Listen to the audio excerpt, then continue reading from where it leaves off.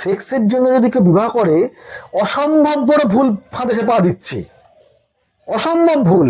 বিবাহ জিনিসটা অত সোজা ইস্যু নয়, সেক্স জিনিসটা প্রাকৃতিক, মাথায় রাখতে হবে, প্রাকৃতিক।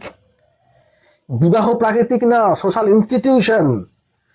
তার জটিলতা, তার প্রকৃতি অনেক ব্যাপক, অনেক গভীর।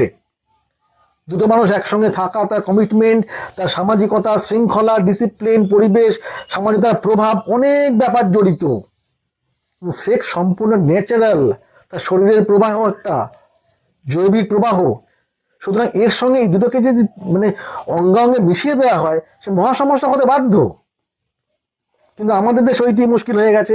বিবাহের মূল তার অ্যাকচুয়াল তার ভেতরে আসছে সেক্সুয়াল ডিজায়ার, অথচ সে করছে বিবাহ। তাকে বুঝতে হবে এটা আমার অ্যাকচুয়াল দরকারটা কি, অ্যাকচুয়ালি কি চাই, জিনিসটা বি ক্লিয়ার, এটা ক্লিয়ার হতে হবে আগে যে আমার অ্যাকচুয়াল চাহিদা, আমার সেক্সুয়াল চাহিদা হতেই পারে সেটা।